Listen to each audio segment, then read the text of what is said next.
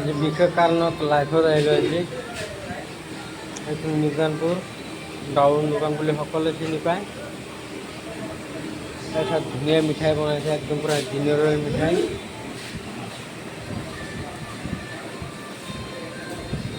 কোনো ভেজাল নাই মিঠাই। তেখেতৰ দোকানটো হ'ল নিজানপুৰ ডাউন দোকান বুলি সকলোৱে চিনি পায়। খোৱা খাদ্য ভাল।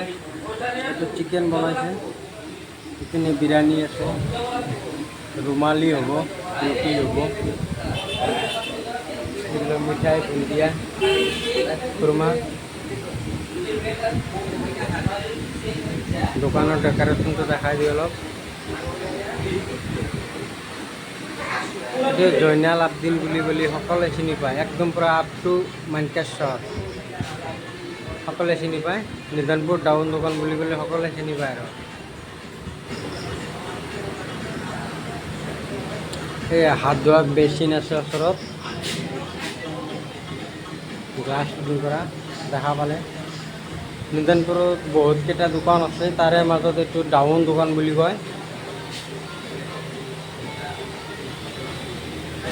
তেখেতৰ বিশেষকৈ চাহৰ আইটেমটো ভাল, চাহটো ভালে বনায়। সিহঁতৰ চাহ মাষ্টাৰটোৰ